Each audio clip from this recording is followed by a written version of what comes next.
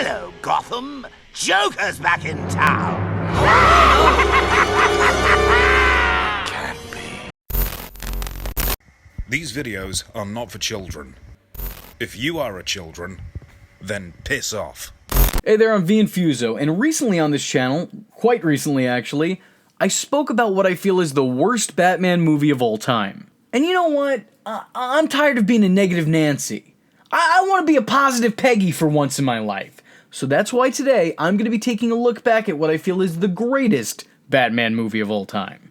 Batman Beyond: Return of the Joker. Now let me first start off by saying this movie is better than it has any right being. It's a sequel movie to the Batman Beyond series that's really hit or miss for fans. Some love Batman Beyond and others hated it. And it's a movie that uses the return of cliche, which categorically calling your movie Return of blank is almost always a bad call. I know when I first read it, I was getting some serious Return of Jafar vibes, but luckily this follow-up movie was less Return of Jafar and more King of Thieves. If you don't get the reference, and you haven't watched those movies, I must urge you to do so immediately, especially King of Thieves. It is fantastic. Not to mention that Return of the Joker was already a title that was used countless times in the past in other Batman media. So yeah, way to set yourself apart. Definitely doing a good job of crafting your own identity here. What I love most about the Batman Beyond movie is that you don't have to watch Batman the Animated Series prior to watching this. Hell, I would even argue that you don't have to watch the Batman Beyond animated series before watching this.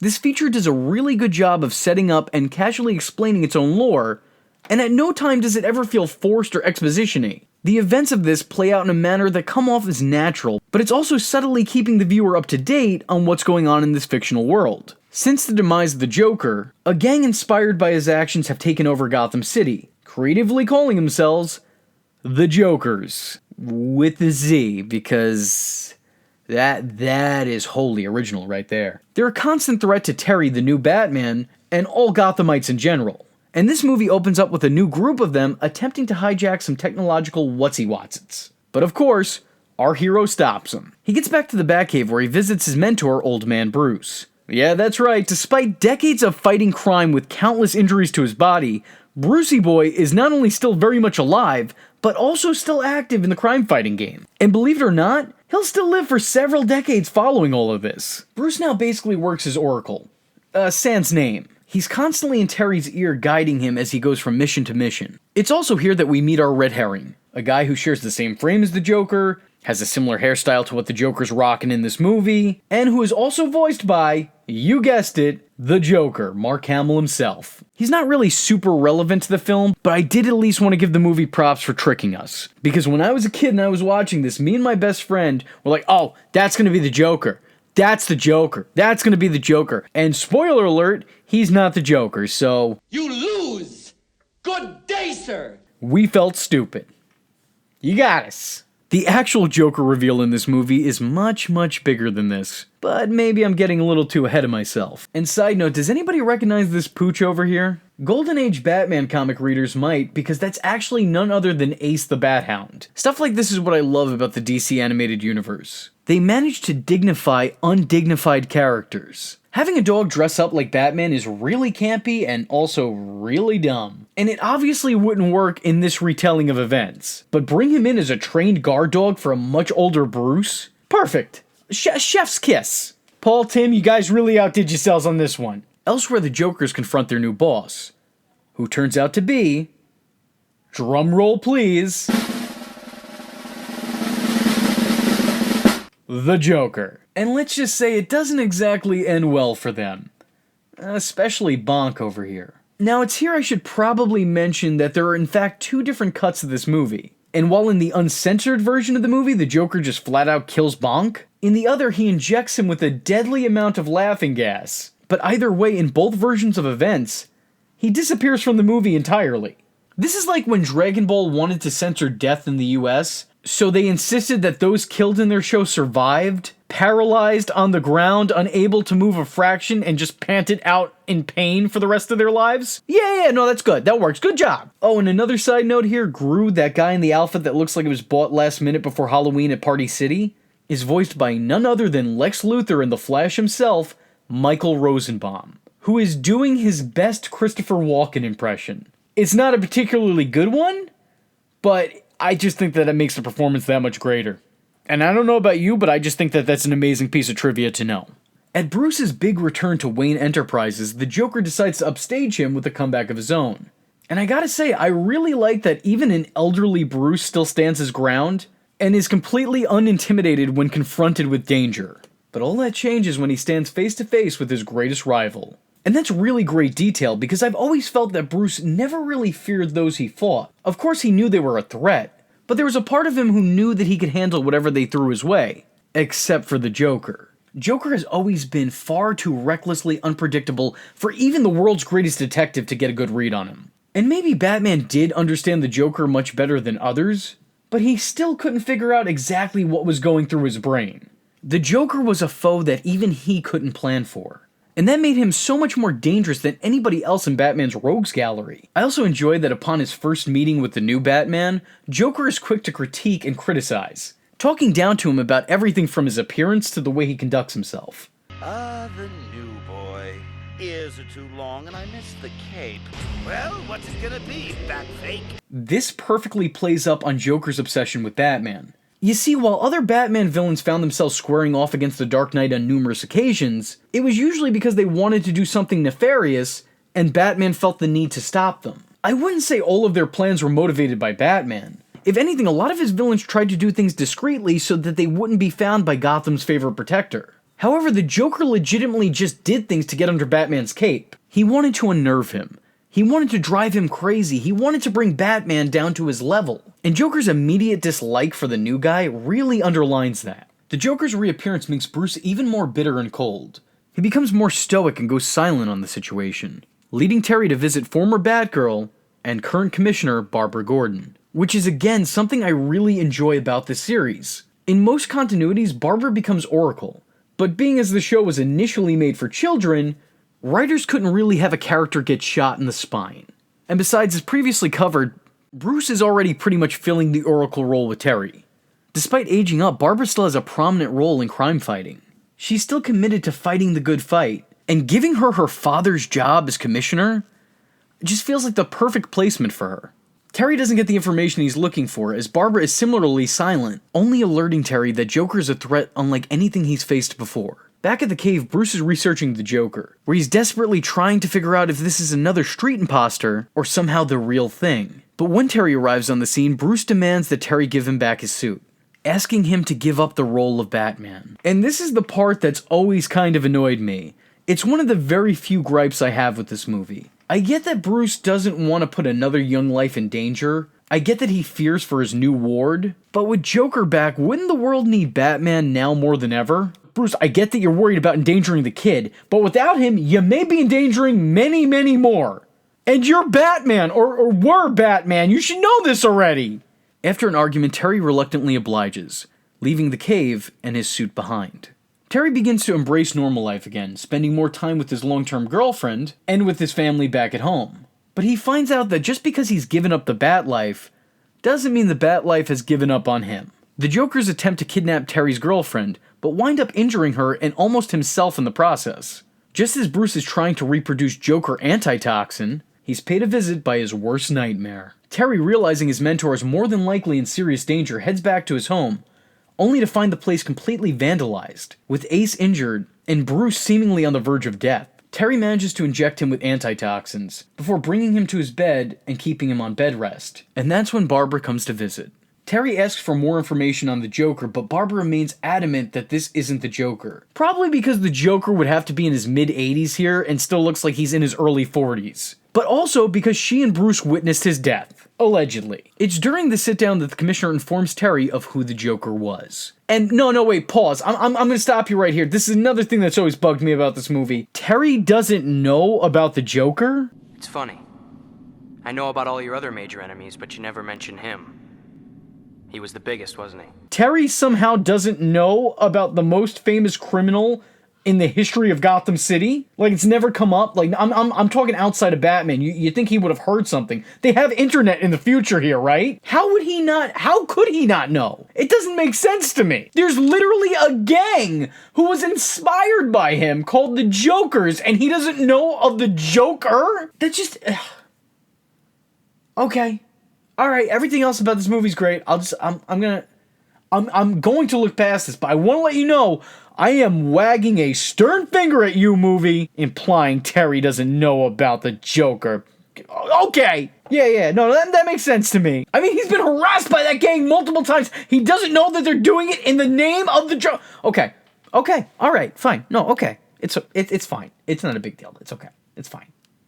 Moving on. It's during this sit-down that the Commissioner informs Terry of who the Joker really was, and the life-changing events that happened before following the new adventures of Batman. And this right here is undoubtedly the highlight of this whole movie. In a very vivid and surprisingly very dark flashback scene, we're told of what happened to the second Robin, Tim Drake. In trying to save what seemed to be a woman in danger, he was kidnapped by the Joker and Harley Quinn. Batman and Batgirl searched Gotham for 3 weeks before discovering that the clown royalty of Gotham were holding the Boy Wonder captive at the old abandoned Arkham Asylum. You couldn't have figured that out on your own. You needed the invite. He needed to give you a ticket to the show. You couldn't come up with that yourself? That wouldn't have been one of the first places you looked. Yeah, I can see why you're called the world's greatest detective. Really, great stuff, man. Upon entering the abandoned asylum, they find that Robin has literally been brainwashed by Harley and the Joker, and was now recreated in Joker's vile image. And this is without a shadow of a doubt one of, if not the most horrifying scene in all of the DC animated universe. They completely broke a child's mentality and altered his identity through force and trickery. The DCAU, we can't show you Jason Todd because he's supposed to die, but we can show you some extreme Stockholm syndrome to a child younger than him. No, it's not really. That's the way we wash our hands. It's also here that we learn that a traumatized Tim Drake revealed his mentor's secret identity to the Joker, who seems to find the whole notion comical. Go figure. Ultimately, Tim accidentally in a fit of hysteria kills the Joker, which only leads to more psychological dissonance. This is actually one of the most upsetting scenes in all of the animated series canon. That's disregarding the fact that a child was severely manipulated and went through trauma I wouldn't want to see a grown man go through. But Tim was always just such an upbeat, positive go-getter. To see him completely broken is kind of rough. We're talking about a kid who had guns pointed at his face and didn't flinch in fear, but responded in attitude. So having him reduced to a crying mess, one can only imagine the torture that he would have had to endure to lead up to that. This flashback is exactly why I love this movie. Not only does it work as a movie, but it also works as a Batman the Animated Series movie. It works as a Batman Beyond movie.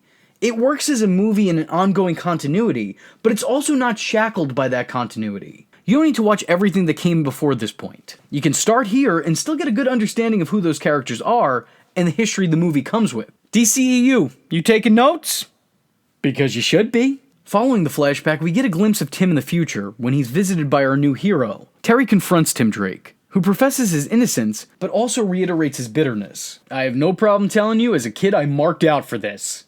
I always enjoyed watching my favorite costume heroes grow old. I know there's others out there who absolutely loathe or despise the notion, but I don't know, I think it's nice seeing your heroes grow up and mature, even if they don't always turn out the way you yourself envisioned. Following this, Terry goes to investigate our red herring, and I can't get over it, this dude is so obviously intentionally set up as the could-be but isn't. Me and my friends growing up thought we were so smart in figuring out that this was somehow the Joker, only to have been properly tricked by this setup. He's a good side villain, and an even better mislead. Terry's able to overhear and record the not Joker talking to the Joker's goons. As it turns out, they are in cahoots, and he's been giving them access to Wayne tech to use during their heists. But the Jokers decide that he's a loose end, and attempt to kill him. Of course, Terry saves the guy, and holy shit, dude, you saved him?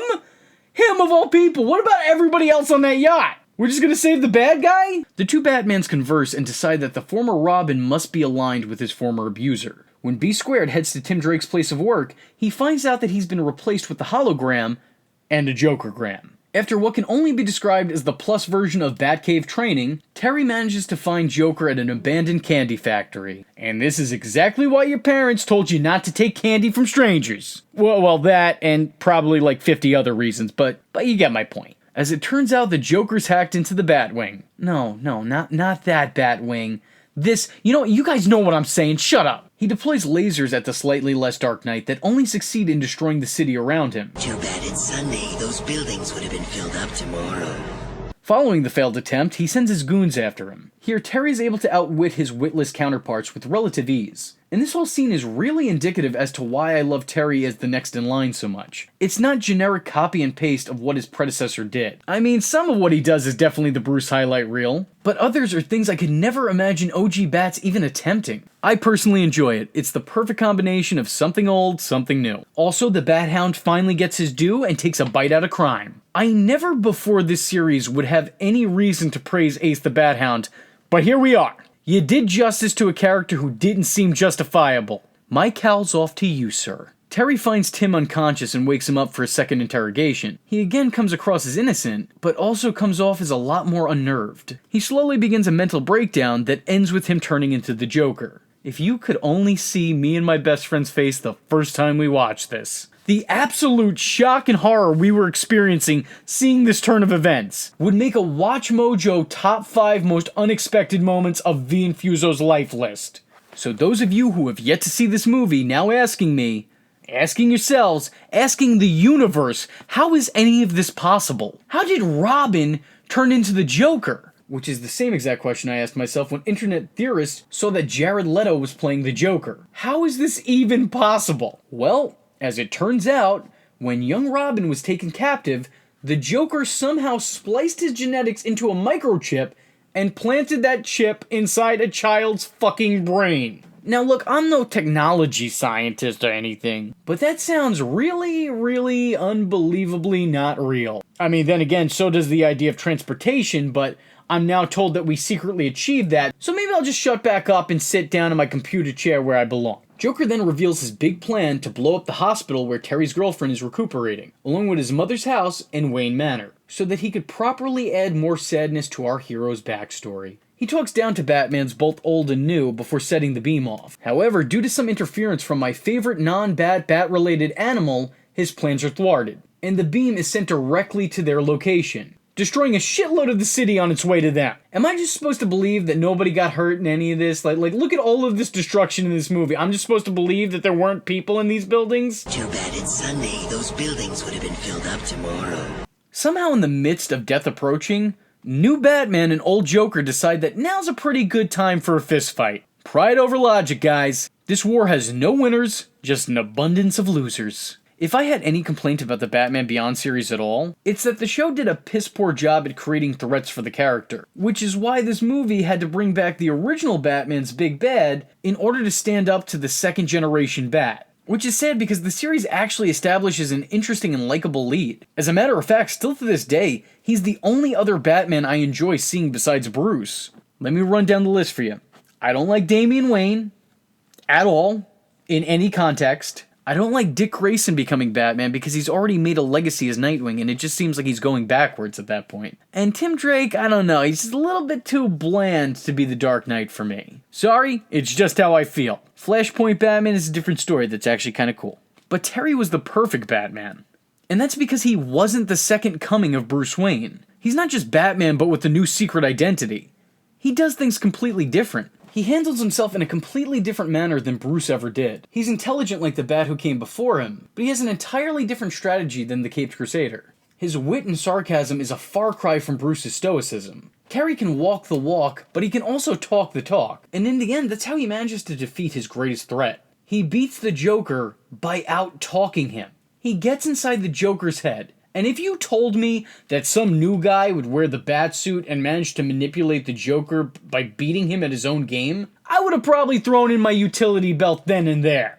What bullshit is this? Nobody can punk out the Clown Prince of Crime. Except here in execution, it works pretty damn well. The Joker's anger and obsession with the original Batman has never died down. I don't believe that he would still seek out a life of such crime and madness had it not been for Batman accidentally enabling him. He was in a lot of ways his muse. So here, his whole plan is to get back at Bruce. He doesn't have any qualms with the new Batman outside the fact that he's not the old Batman. He's just trying to use Terry as a pawn, just as he did with Tim Pryor, and just like he did with Jason in the comics that came before this. But all the while, he doesn't understand that he's not dealing with a sidekick. He's dealing with a whole new Batman, one that he's not familiar with. If this was a copy and paste by the numbers second coming of Bruce Wayne, the Joker would probably have a better shot of his plan. But he fails miserably here because his calculations are way off. Sure, like the Robins who came before him, Terry was taught under Bruce, but he doesn't exactly always follow Bruce's protocol. He took some of what he was taught from Batman